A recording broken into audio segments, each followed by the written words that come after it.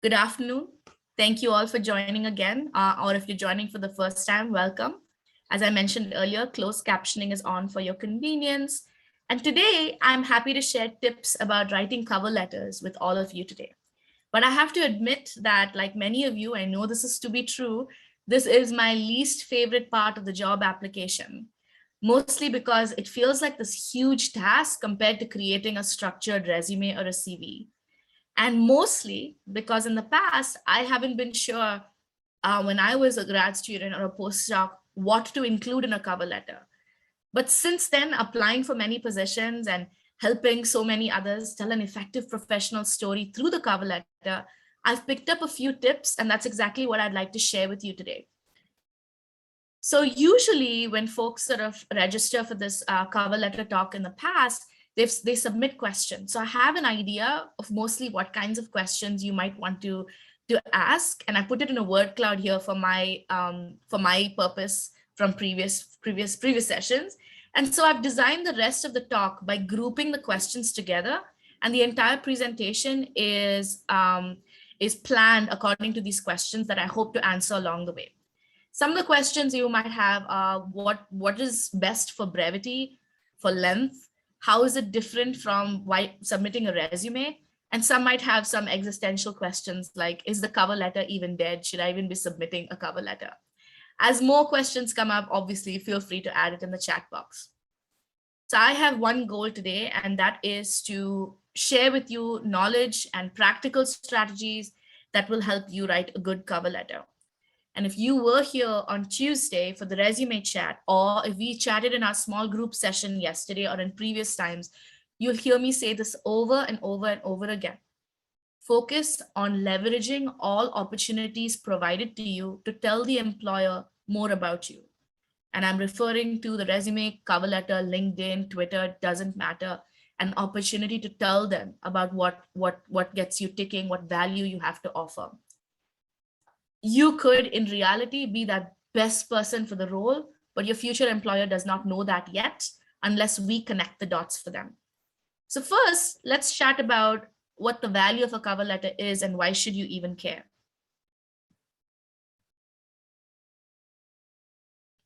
So okay, there's a question. Could you say how to access slides from this and Tuesday? One, you should have received an email from me last evening sharing the resources and pointing you to the direction. But two, if you go to the event website on imagine.jhu, I'll add it in the chat box that if someone else could, that would be helpful. All the resources are outlined for you and all the recordings will be found there. So let's carry on. Why cover letters? Just like your resume, another opportunity to tell your story, but it's not supposed to be a repeat of your resume, but rather it's supposed to be a complement to your resume or your CV and other application materials.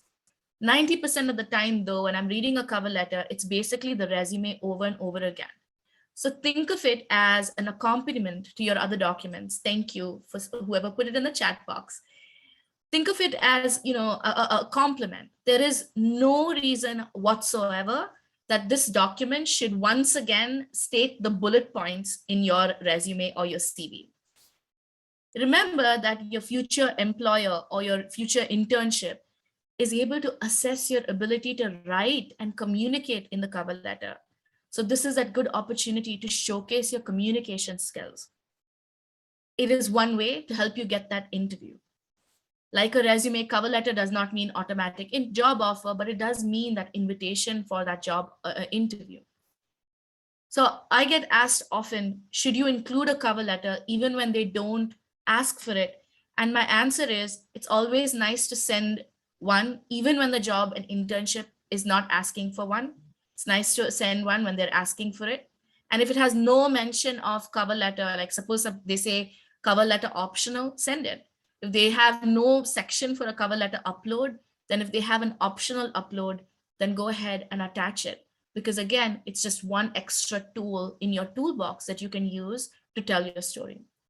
The other day I came across a job that did not ask for a resume or a cover letter, but rather when you went to apply for the job, it took you to a portal and it asked you 4 questions about yourself and why you think this job, why you applying for that job. And it was a DEI focused job. So starting to see some organizations get rid of cover letters and resumes completely. Just to drive in a final point about the importance of cover letters, when an employer, and I've experienced this myself in hiring, when I receive two resumes that are equally competent, oftentimes the resume that's competent plus the good cover letter would be the one that I'd end up selecting, just from sort of an anecdotal point of view. Some of you may also want to know if there are major differences in an academic and a non-academic cover letter. And while there are some differences, in general, when it comes to strategy, there are more similarities than massive differences because both are written communication documents. But the differences are just with your resume, your academic cover letters for your postdoc or faculty positions are a little bit longer, 2 to 3 pages, sometimes even longer. Whereas your non-academic ones, you're sticking to about a page, 2 pages. I'd say 2 pages if you're applying to like admin roles, if you're applying to policy fellowships, if you're applying to non-governmental institutes, but 1 page for consulting, industry, so on and so forth. In terms of content, with your academic cover letter, you're framing aspects of your academic training. This is what I did. These are the projects I undertook. This are some of the outcomes. I'm discussing my results with you because you'd be interested in that. But when it comes to your non-academic cover letter, you're framing it from the aspect of your skills. What are your translational skills? What are your technical skills? What are you offering them that you can deliver for them? Usually in your academic applications, they rush to see the cover letter first. But in your non-academic industry roles, first things first, your resume, and then complement to that is your cover letter. And I don't like to make generalizations because there's a lot of diversity in how different industries view this, but this is a majority answer for the differences between academic and non-academic. So before I start to break it down, and as you've seen me do it before, I structure it step by step by step. What would I do? Firm understanding of why it matters. Next, what should I think about before I write my cover letter or resume? And then third, I break it down into the different components of the cover letter. And I even give you examples. So we're going to look at some examples so you'll understand why one is more effective and why one is not. Before we get into the structure, I'd like to share a few more things. All cover letters are using a formal and professional tone. I'll repeat this again. It's never a repetition of your CV or your resume. Every line in the cover letter, as it should in the resume, serves a purpose. When you're writing anything, you're writing a LinkedIn post, a Twitter post, an article, a research paper, an email in business, you have to write it convincingly, and you want to focus with writing with intention, right? So plan when you're writing a cover letter to draft ideas and then plan to cut most of it out. Cut out all the fluff. So long thoughts and rambling thoughts are fine. And then you want to start to whittle it down to short, purposeful, and meaningful paragraphs. Everything that distracts people away from your core message needs to go. They don't need to know everything about you. You just need to tell them the parts about you that are relevant to the job or the internship that you're applying for. Similar to the way you approach the resume, the content in your cover letter should focus on demonstrating your accomplishments with measurable and tangible outcomes. You want to avoid generic buzzwords like I'm passionate and forward thinking, and you want to demonstrate how you may be problem solving and a forward thinker through your past experiences. The more job descriptions you read, I mentioned this the other day, I read job descriptions just for fun, just really weird of me. But when I do, I start to understand the tone, the language, the nuance, the cadence of job descriptions, and I know how to reflect that back in my job application materials. So a question that comes up, right? Should I send the same cover letter to everybody? And for those who came to the talk the other day, you know that that's not the answer you want to hear. If you write with intention and purpose and you want to be strategic about the roles that you want to apply for, you want to write a letter that is meant for that particular role. So it will take a moment and it will take some time to strategically change portions of your cover letter to match that of the job description. It's very easy to find out if someone has said a generic cover letter, which shows absolutely no interest or effort on the part of the candidate. One thing that I do want to share with you is a reframe of how you write your cover letter. Going forward, your either master's students about to graduate, or internship students, or postdocs, or postdoctoral fellows, or PhD students, start to reframe the way you approach, you write your resumes and your cover letters, as if you're not a graduate student asking for a job, but a future colleague or a teammate with a specific set of skill sets, and you're offering these specific set of skill sets to the employer. So think of that reframe. What value am I offering as I am, with my identity, with my intersecting like interests and who I am? How am I adding value to that employer? How am I sharing that in my cover letter? So now that I sort of zoomed out and had these like overarching strategies in my mind, and maybe we've understood now the idea behind the writing the cover letter and why it's important and how we approach it in this way, where do you even start, right? I've done this. I've opened a Word document and stared at the Word document for a long time, not knowing where to start. So you found a position at the National Gallery of Art or Pfizer or Google that you absolutely love and that you feel like you could do the job, and you're getting ready to write this cover letter. What's the first step in the process? Where in the world could you possibly gather the appropriate information you would need to start putting the material together? And so it's a pop quiz. Where should I start? Where do I get my clues? Where should I even go for information? Anyone have any ideas? I'm checking the chat box. Of course, you got it. It's in the clues are in the job description for anything, even for the interview, for anything. The clues are in the job description, a well-written job description. Study what the job description is telling you. Who are they looking for? What qualities and skills are they looking for? And importantly, what qualities, according to them, not according to you, are important? What are these what are these soft skills that make you an ideal candidate? Remember the other day, and I'll share with you again, if you hadn't arrived to that conversation the other day with the resumes, remember you're dissecting out portions and you're understanding the need that they're asking you to sort of address in your documents. So do you have complete clarity on what the job is looking for?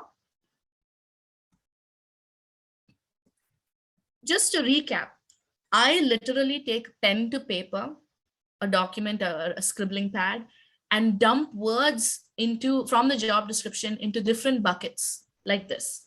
These are the skills that are desirable for the job. They want to see these qualities. They want to hire someone like this. And then I have an extra bucket. What's an extra way to impress them? What else can I say that they haven't, that's in the job description, but I can go above and beyond? And so what that starts to look like is you have different buckets. They're looking for someone who's a good writer, check. Technical skills, check. Someone who's a problem solver, curriculum designer.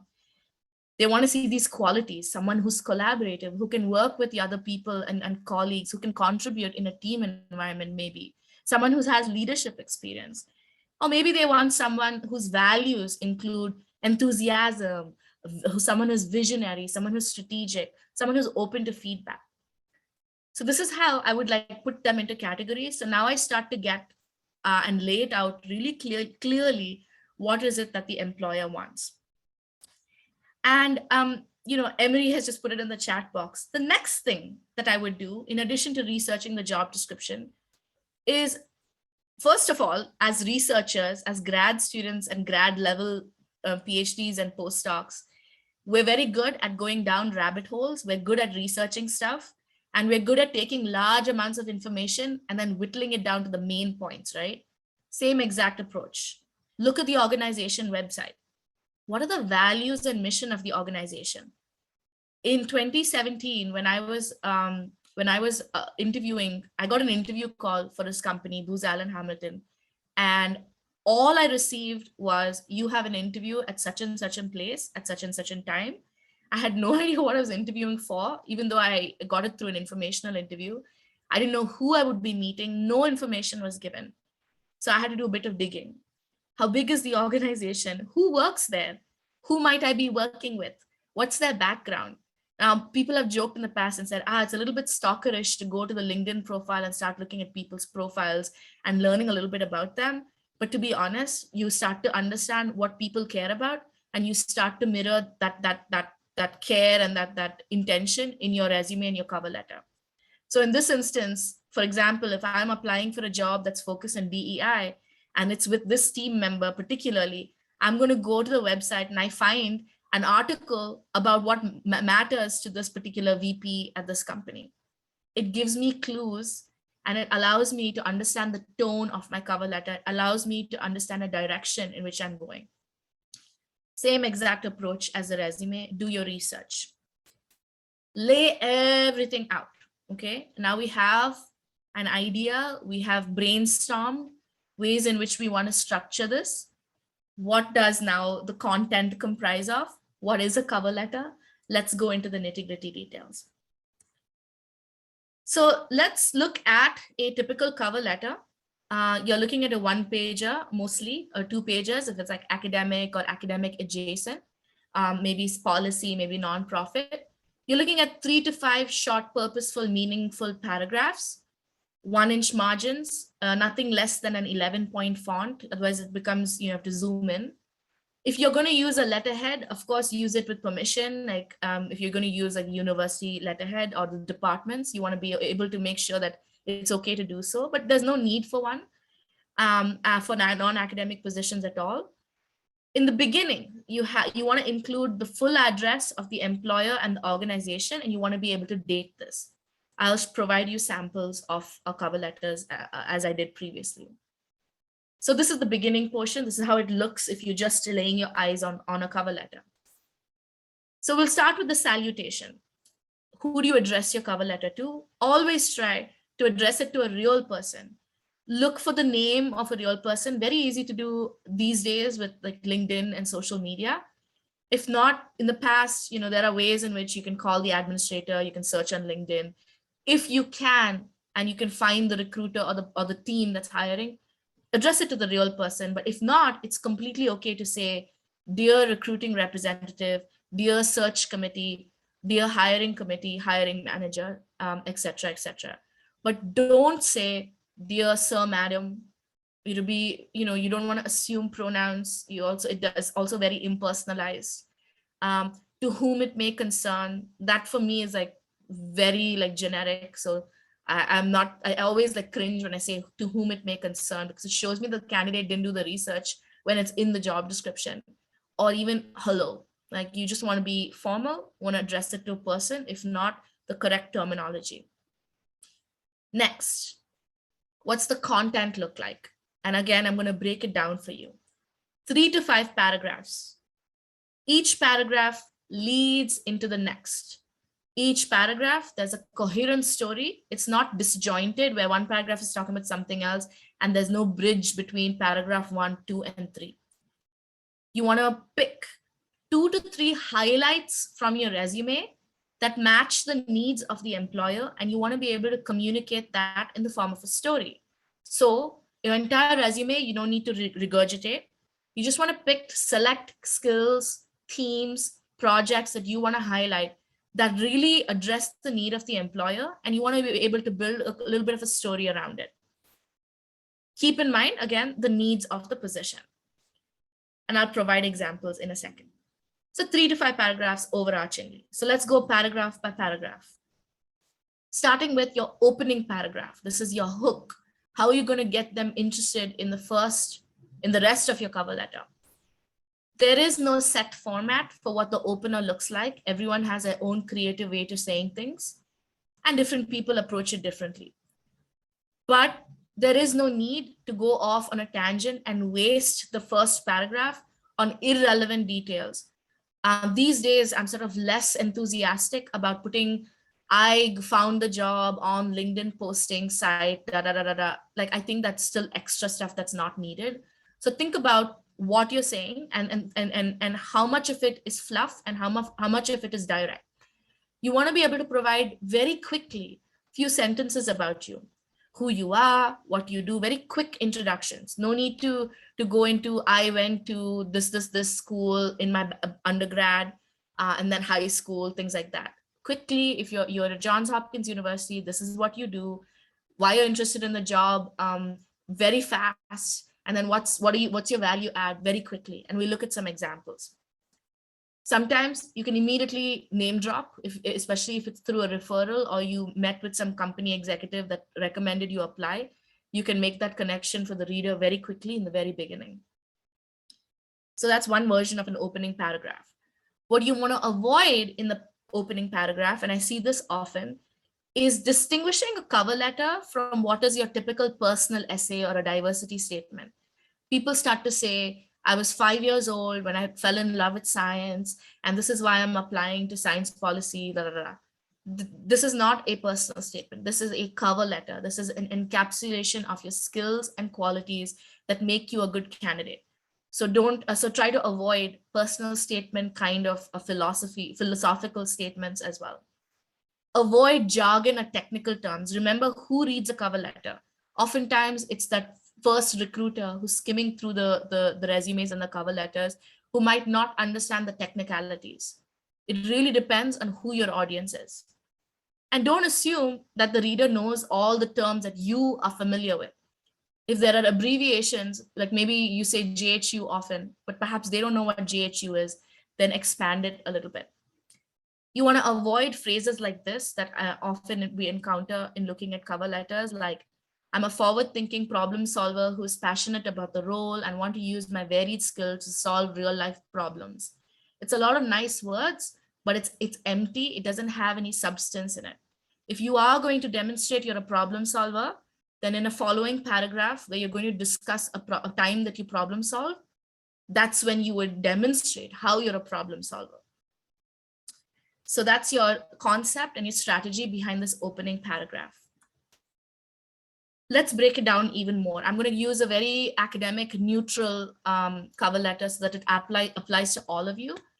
So here is a person applying to a consulting role.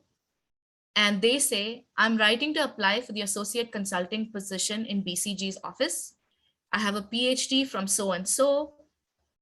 And I'm a postdoctoral researcher from so-and-so. And then they go on to share in brackets, University of California, San Diego is ranked number 2 in neuroscience in the World Report. So what they're trying to do is quickly introduce themselves, but very fast impress the reader with their accomplishments, even though it's kind of not their accomplishment that UCSD is ranked number 2 in neuroscience, but it's a clever way of sort of impressing them a little bit more.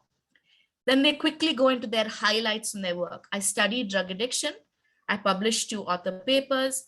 I was also selected from a group of dozens of applicants to work at Tech Coast Angels, the largest angel investing group in California. And the reason why they've strategically picked this from their resume to demonstrate is because they know they're applying to a consultant role. And because that happens to be their only like business related experience, they are drawing alignments between the role that they're applying for and their background. So that's the reason why they've mentioned that particular experience. Had they gone on to talk about their neuroscience project, it would have missed the boat because the consulting agency, the BCG, for example, does not care about the details of their project. They care about the deliverable, that they got the 2 papers, that they're able to produce something. Next, they go on to say, after having spoke with dozens of consultants, I'm really interested in the work culture of BCG. And then they start to name drop. I spoke with this person, I spoke with that person, and they have confirmed that BCG is the right place for me. So now what they're doing is they have tailored their cover letter in this instance to the job, to the particular company. What does the company pride itself on? Its work culture. So what have they said is of value to them? The work culture. So they're showing alignment of values, which is very important to an employer on one end to see that the employee or the candidate shares those same values as I. So I've started changing, I left it here, but I've started changing my terms about being a good fit And I've started replacing that with being a good value add, because I've realized that fit matters less than if someone who's adding value, who knows more than me in my teams, right? So for diverse teams, I'd rather say value add. So this person is demonstrating how their previous experiences makes them a good value add. This is an example of a scientist applying to a governmental position, in this case, the FDA. And they talk about, and I'll give you an example, I'll share this example as well, but they give a little bit of their background. However, they kind of give a little bit too much of a background that's found on the resume. So I would cut the amount of resume information that has been found, and I'll go immediately into talking about why the FDA, so on and so forth. This is an example of a humanist who's applying for a position in an academic adjacent role at the Modern Languages Association. And they were previously an intern at the same organization many years ago. So they immediately bring that up in their cover letter to remind the person that they have worked at MLA or the Modern Languages Association before. So they tell the people what makes them a good fit. They immediately make a connection to the role, and they immediately showcase enthusiasm and motivation that is tailored for that particular position. Okay, I'm going to take a minute here, check in on y'all, see if there's anything in the chat box. But if this is making sense, let me know with a thumbs up or a reaction that this is all making sort of sense as to what the strategy is. Thank you. Thank you for engaging. Zoom's weird, right? Still after 3 years, not used to Zoom. All right. Question, when you said to avoid technical terms, can we use them if they're in the job posting? Absolutely. Yeah, you can use them if you're mirroring in the job posting. What I mean is if you start doing, remember we were talking about that PI, NICTD, thermoregulation, the weeds, getting into the weeds, that's going to be problematic because you're going to miss the person, reading the resume or the cover letter is going to miss the point of your application. So yes, if it's there in the job description, you can reflect it back, but there's no need to go into the minutiae, the details of everything that you're possessing. Okay, so now we looked at salutation. We looked at the first paragraph. I gave you strategies for an opening paragraph and some ideas about why that hook and that opening paragraph is important. How you can name drop. If you don't have any names, completely okay. How you can research the company and understand what matters to them so you can share how that matters to you. Next, we're going to go into the body of the letter. Again, there's no format. Some people write it like paragraph by paragraph, and some people section it by 3 bullet points. Both ways are okay. Whichever way tells the better story. Show, don't tell your accomplishments in your paragraphs. And when deciding what to focus on from your resume, standard concept, go back to understanding what matters in the job description. What does the employer care about? And then you can select those different skills. You want to be able to first avoid repeating resume bullet points, but how you would do that is to pick 2 to 3 examples of your skills from your experiences that support your ability to be successful in the position. Make explicit connections for the reader, and I'll give you an example in a second. So 2 to 3, possibly 4 short paragraphs in a variety of styles that starts to tell a story about yourself. What you want to avoid is cramming all your skills into the cover letter and then, deciding to highlight skills and experiences, of course, that are not relevant to the role. Even though you might be proud of it, sometimes we have to let go of that in order to tell a convincing story. So the question that I get always is what to focus on. And the answer is, the answer. The clues are in the job description. So how do you pick 1 or 2 things, right? That's from your resume that you can expand upon in your cover letter.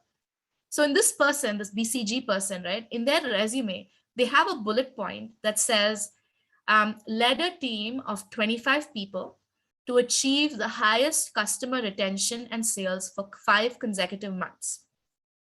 I increased sales by a particular amount by measuring productivity and giving one-on-one coaching to employees. And I was promoted within 6 months. Et cetera, et cetera. Again, couple of things to note here. You might find that this person is exaggerating and showing off by saying I was promoted within 6 months. But we'll go back to that idea that they are really convincing the employer that they've been successful in the past, and it's the truth. They promoted twice in 6 months. Another thing is, now focus on that bullet point where they say led a team of 25 people.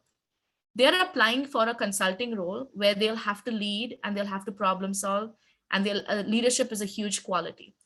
So now they've chosen leadership as a skill, and they're going to tell their story in their cover letter. And they say a bunch of things. As a full-time student, I learned to balance a demanding schedule while working to pay my way through college. That, to the reader, demonstrates tenacity that a consultant will need to have. In my role as an operations consultant, I was asked to align the customer service operations to 2 call centers. Although I was given very little supervision in this role, the job description asks for someone who can work independently. So that's why they say this. I set up weekly meetings with the director of operations and established a working relationship that exists to this day. Why are they telling this story? Because in their role as a consultant, they're going to be establishing working relationships with clients. So they're showing how their past experience translates into a future skill that the employer really cares about. In the end, they say, I did this. This is the steps I took. This is how I did it.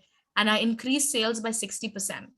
Why? Because as a consultant, all that matters at the end of the day is deliverables to the client. What are you coming up with as a solution? What is your problem solving ability?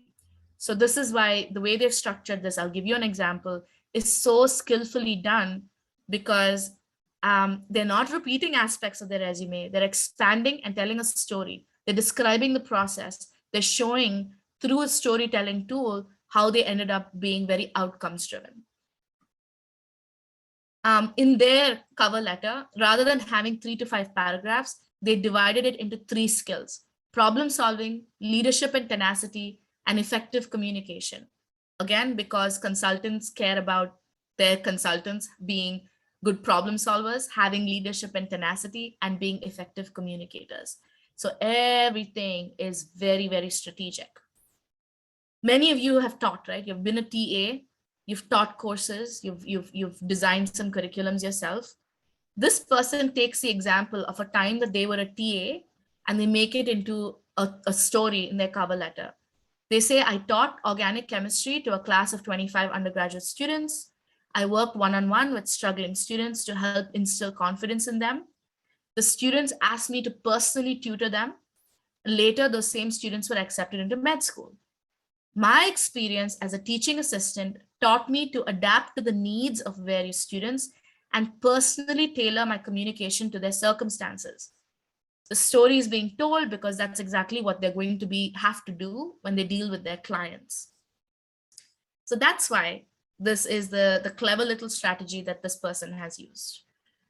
I'll take a question, which is in the chat box. I assume it's also fine to go into details of your research if it's a job where they want a content expert. Absolutely. Yep.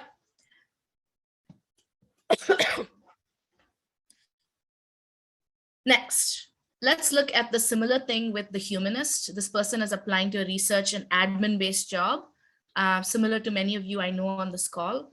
They take an element of their bullet point and they expand it in their cover letter. So there's coherence between the resume and the cover letter. There's no disconnect. Same thing with your LinkedIn page as well. You want to make sure that there's coherence between your resume, cover letter, and LinkedIn, because if the employers, 99% of the employers are going to go immediately look for a LinkedIn page because it's easy to look through a candidate's LinkedIn page very quickly. So in this case, I'll just quickly focus on the yellow portions. The person says, as a humanist, so if you're a humanist in this call, you can see how it's done as well. He says that I worked in, where did he work? He worked as a comparative literature major, and by reading, close reading of individual texts and observing trends across broader bodies of literature and scholarship, helped them learn how to summarize, repackage, distribute equity and economic research at Morgan Stanley. So the other day we talked about how could I possibly leverage my experience studying, languages, multiple languages. Well, your ability to summarize, repackage, so on and so forth is of value to the employer. So the way in which, again, I'll share with you an example. So when you read it, it'll all start to make sense why this person did what they did in their cover letter. And another example for a scientist, but I'll skip this slide for now. So I'll bring this slide back because the question that, and the doubt that immediately has popped up in your head is, oh my gosh, I don't have the translatable skills. And I'll repeat to you, and I'll not go through all the bullet points. If you've ever attended conferences and presented your work, you have demonstrated communication skills and relationship building skills. If you've ever written anything in your research, that's thought leadership, that's communication. If you know multiple languages, add it in your cover letter if it's relevant to the position that you're applying for. Like maybe you're applying to a consulate, or maybe you're applying to a governmental job that requires you to know multiple languages. Then share that aspect. If you've ever done any kinds of research or a project, you're a critical thinker. You possess independent thinking. You're a team player if you've ever worked with, collaborated in your research work.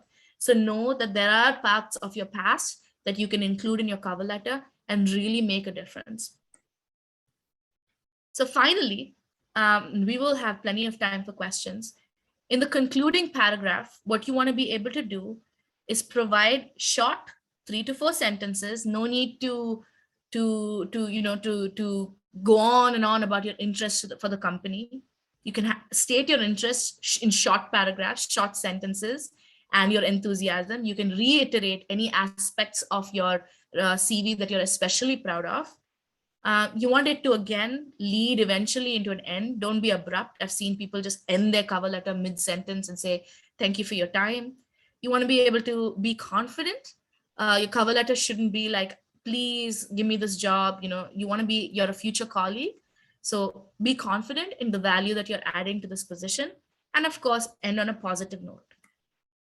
Some of the things that you can say is, I appreciate the opportunity to speak with you about the position and elaborate on the skills I have. Thank you for considering my application. Or you could say, I believe my 3 years of experience in machine learning will be an excellent match for this job. I welcome the chance to discuss how my qualifications will contribute to your team's success. Thank you for your consideration. And more examples when I share the slides with you. What you don't want to say, you can also say, thank you for your time and consideration. But what you don't want to say is, I look forward to hearing from you in the future. Here's my resume enclosed, here's my number. You don't need to like add stuff that's already in your resume. You don't want to, this is an exaggeration, obviously, the second bullet where I say, you using fancy words in the end to sound impressive. Keep it simple. You don't want to sound too desperate for the role. Remember, you're a future colleague who's adding value, and you don't want to be generic, like, thank you for my application to your company. State which company, restate why that particular company as well. And then last but not least, proofread. There are going to be typos. It happens. Have someone read it, have someone lay their eyes on it and get thoughts. Make sure that when you're asking for feedback on your cover letter from someone like me, or maybe a colleague or a friend, to provide the job description to them so they can see whether your cover letter actually is written for the job description at hand. And so make sure that everything has a coherent story and it all goes together, as I mentioned earlier, resume, cover letter, LinkedIn page. So the end of the day, right, you have your address, your salutation, your opening intro, who and why should they care about your application, your body, where you're expanding on 2 to 3 experiences, a conclusion where you restate your interest and enthusiasm. And so typically the questions that you may have are, what's the length? Who should I address it to? What should I focus on? What should I include, not include? I covered that. How do I balance my skills, accomplishments, and my interests? I showed you how to pick what you would add in your cover letter. How do I parlay my academic skills to tangible work skills? I gave you an example of, and hopefully empowered you into understanding that you have the skills necessary to apply for these roles.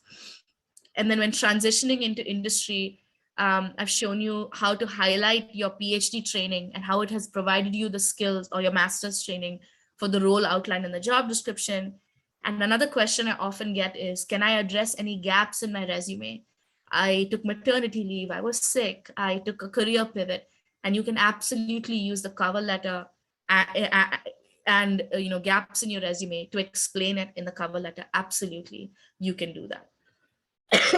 With that being said, I'm going to pause. My plan was to finish early so I can answer any questions. I'm going to stop share, and then I'm going to answer one by one any questions that you have.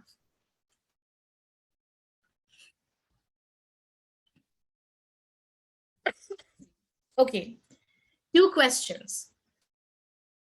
Do hiring managers start by reviewing the resume or the cover letter first? Yeah, I mentioned this in the beginning. If you're in non-academic positions, they're looking at your resume first, then your cover letter. 2, what level of importance do hiring staff typically put on cover letters versus resume? Example, 10% on the resume or 90% of the resume. It's hard to give a percentage. I mentioned this in the resume talk the other day. You're welcome, Anna. I mentioned this in the talk the other day, that first, there's no one thing fits all. But whenever I receive a poorly written resume, I immediately go to the cover letter and see if there's any substance there. I don't want to discount a candidate discount a candidate just because they weren't able to convey fully in their resume. But in these big companies, they're not going to give you like a second chance, right? Your resume has to be on point. Your cover letter has to be on point. But a cover letter sometimes is the tiebreaker between multiple resumes. So it's hard to say how much percentage in importance. But if you were applying to a job in industry, I'd say focus more on your getting a really spot on resume. But if there's something else that you want them to know, use that cover letter and just leverage that opportunity. Another question about what they look for first, they're looking at your resume first. A lot of companies are not even asking for a cover letter as a mandatory thing, but it's nice to add one because it just gives you that extra brownie points. Do I have an example of a tenure track faculty position cover letter? Yes, I shall send that to you all. If I write my cover letter in paragraphs rather than bullet points, do recruiters actually read them? It would be a whole bunch of information, more than bullet points. Would you rather write your cover letter in bullet points? The question then I would ask you is, how is it different from a resume? The example that I showed you with the consulting, there were 3 bullet points, but there were 3 short paragraphs, and that was easy to read. So if you're going to be writing bullet points in your cover letter, how is it distinguishable from your resume? Why even do that in the first place? And if you end up doing that, you're going to have to give context, because again, it's going to look like a resume if you're just going to add bullet points. And you don't want to give a whole bunch of information. You want to give a bunch of relevant information, even if they are paragraphs. Quick, relevant, concise, purposeful, meaningful information. Any other questions? Feel free to turn off your turn on your cameras as well. Was this helpful?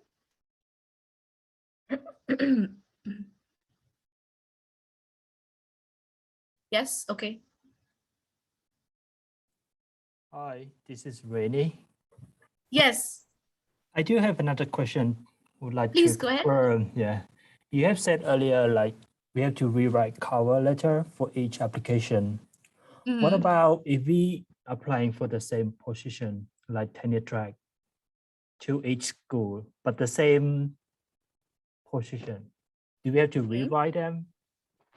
So the bulk of your content, if it's like a similar industry, for example, let me give an example of consulting. If you're applying to BCG, McKinsey, KPMG, any of the other big 4 consulting firms, the content, the middle paragraphs are essentially going to be the same.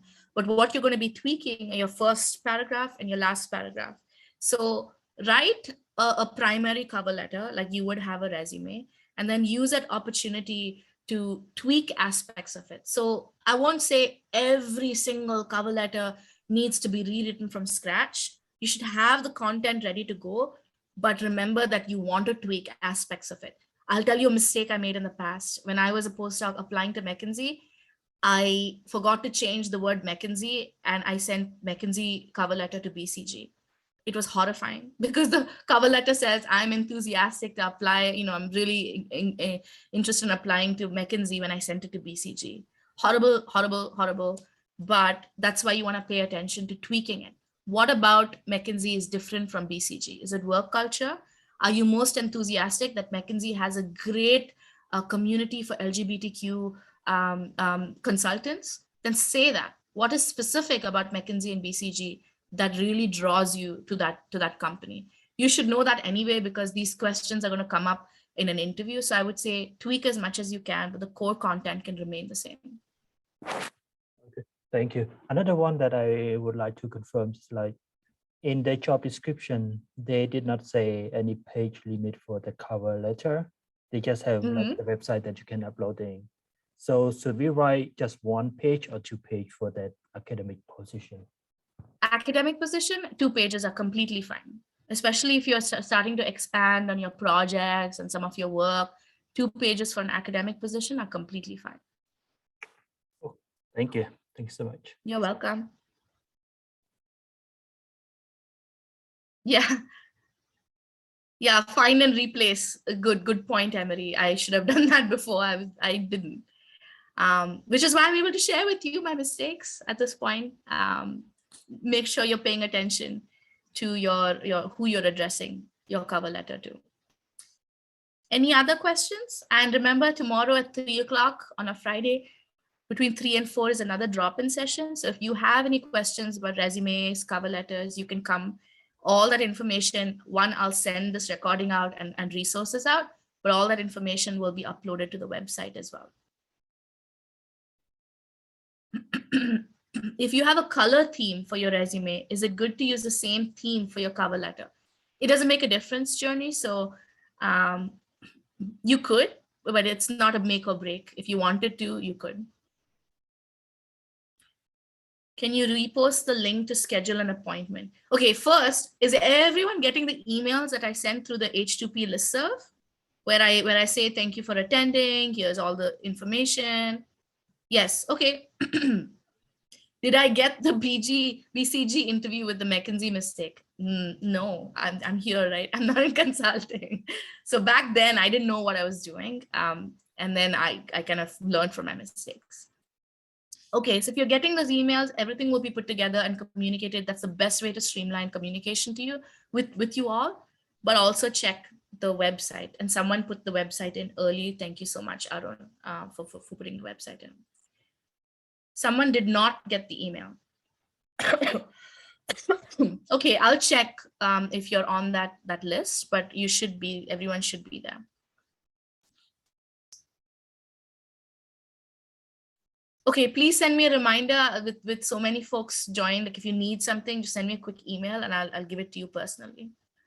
But if you haven't received previous emails, I will email the attendees of this talk today and send you information.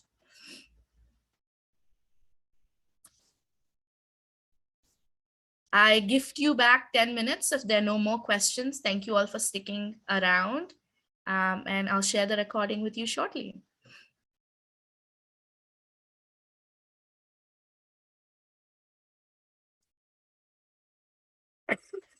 Email me if you want to meet with me on the site. Email me.